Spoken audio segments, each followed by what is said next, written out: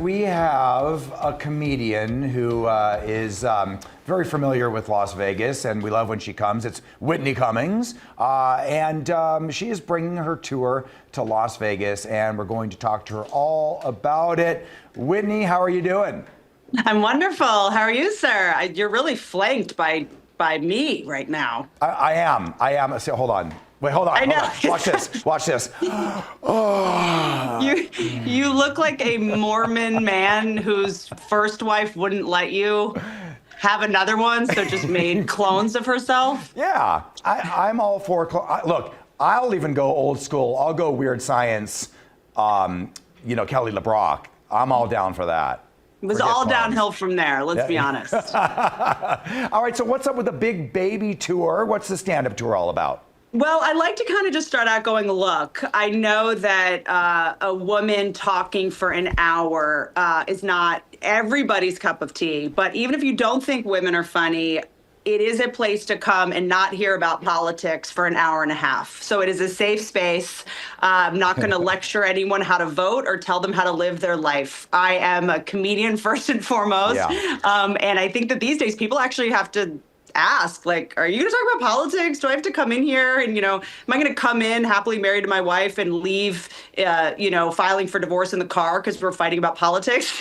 So I really just think that right now with everything going on, it's all about just leaning into what we all have in common, not what divides us all. I think a lot of people have seen me grow up in public.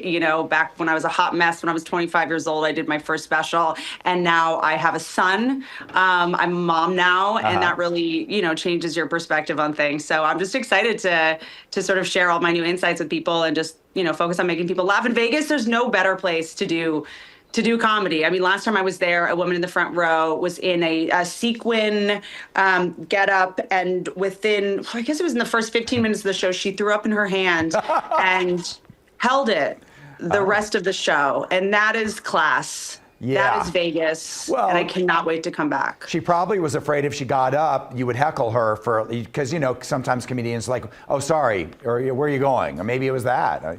A woman who holds her puke in her hand, I will not step to. That is someone I respect too much. I will never make fun of you because you are frankly better than me. And, nothing but respect. Well, getting back to you having a son now, see, I remember my co-host, Alyssa, who's sitting, she's in studio.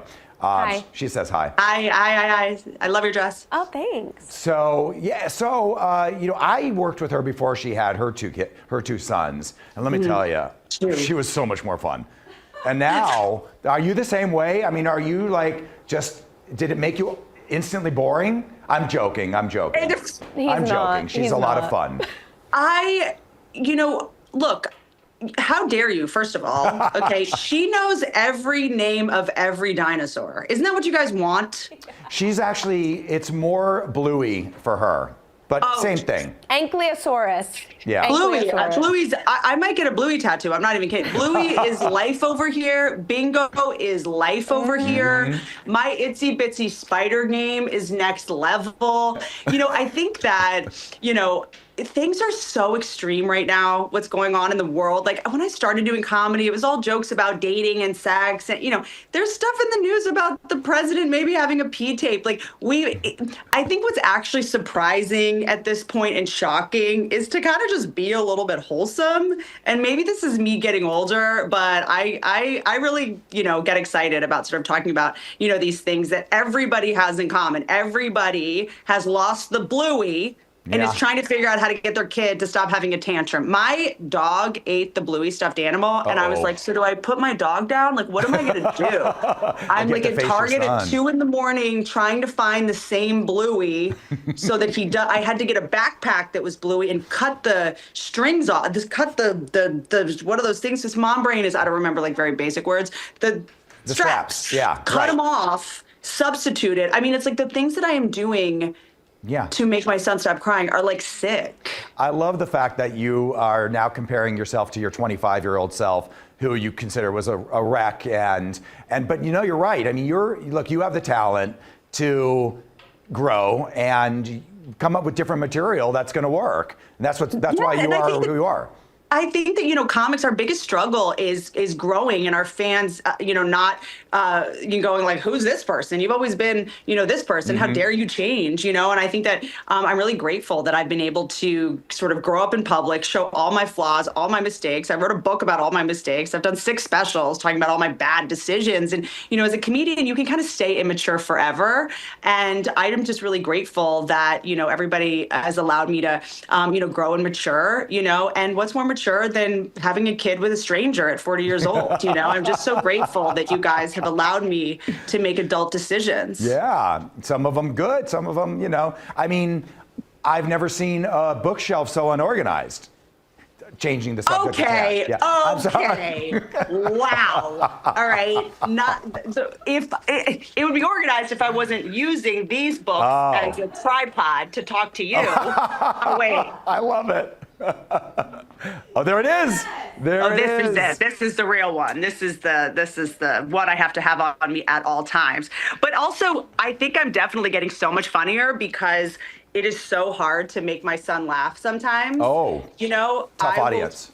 Try to make him laugh. I'm like, I just did 3,000 seats in Pensacola for a standing ovation, sir. Yeah. If you don't think that this Bluey impression is hilarious, you got another thing coming. So he's humbled me.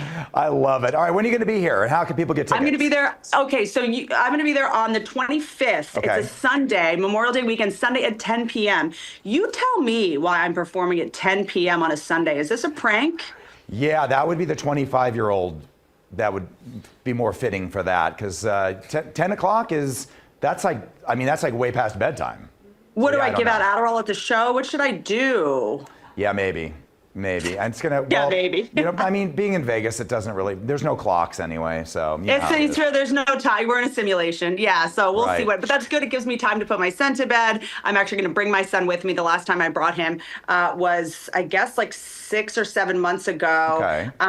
And I brought him on the casino floor, and a very sort of weathered, rode hard, put away wet, waitress came up to me, and she was like, "Ma'am, you're not allowed to bring your baby on the casino floor." Like, looked at me like she was going to call child services. And I was like, if this woman thinks I make bad choices, I probably should just surrender my child right now to foster care. I hear you. Well, look, hey, we're out of time. I'm going to get back to my 2 dates that I brought for this interview, which we're not showing because we're showing the beautiful picture of you and the information on the screen.